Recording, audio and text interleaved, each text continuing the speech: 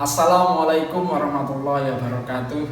Jamaah virtualiat yang dirahmati Allah. Dalam sebuah kesempatan, Profesor Quraish Shihab pernah mengatakan bahwa ada keadaan-keadaan atau kondisi-kondisi di mana seseorang diperbolehkan untuk berbohong atau berdusta. Seperti misalnya berbohong yang dimaksudkan untuk menyelamatkan nyawa orang lain. Misalnya ada si A sedang mengejar-ngejar si B yang tidak bersalah. Lalu si A bertanya kepada si C tentang di mana keberadaan si B. Nah, si C ini diperbolehkan untuk berbohong mengatakan bahwa ia tidak tahu di mana si B dengan tujuan demi keselamatan si B. Kemudian contoh lain, yakni bohong yang diperbolehkan dalam Islam ialah mendamaikan atau dalam rangka untuk mendamaikan dua pihak yang sedang berselisih. Misalnya si A berselisih dengan B, lalu si C datang sebagai penengah.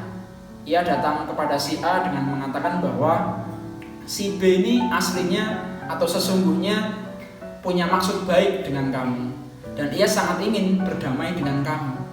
Lalu sebaliknya ia juga mendatangi si B dengan mengatakan bahwa si A ini sebetulnya punya maksud baik dengan kamu dan dia juga sangat ingin berdamai dengan kamu dan lain sebagainya.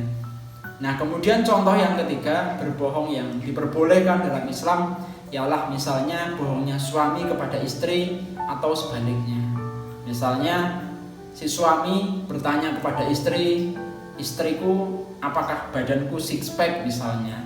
Lalu istri demi menyenangkan hati suami mengatakan, "Six pack banget suamiku, walaupun mungkin gendut." Tapi dengan tujuan untuk menyenangkan hati suaminya, ini diperbolehkan. Atau sebaliknya, misal si istri sedang dalam keadaan menyedihkan, lalu ia sangat ingin memperoleh validasi dari suaminya, lalu bertanya, "Suamiku, apakah aku cantik?" Lalu si suami menjawab, "Cantik banget istriku." Nah, ini dalam Islam diperbolehkan. Dan ini yang biasa saya lakukan kepada istri saya. Jamaah virtualiat yang dirahmati Allah, putri Kanjeng Nabi yang bernama Ummu Kulsum pernah mengatakan bahwa ia tidak pernah melihat atau mendengar Kanjeng Nabi mengizinkan orang untuk berbohong kecuali dalam 3 kondisi.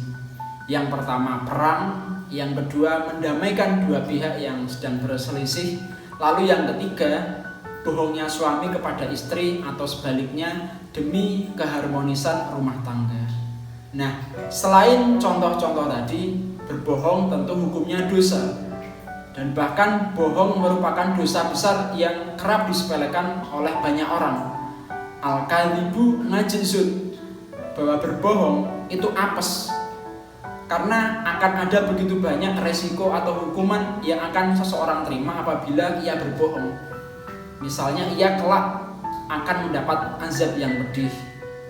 Ia juga akan berkurang rezekinya atau keberkahannya. Dan kelak di alam kubur ia juga akan memperoleh siksa yang juga pedih.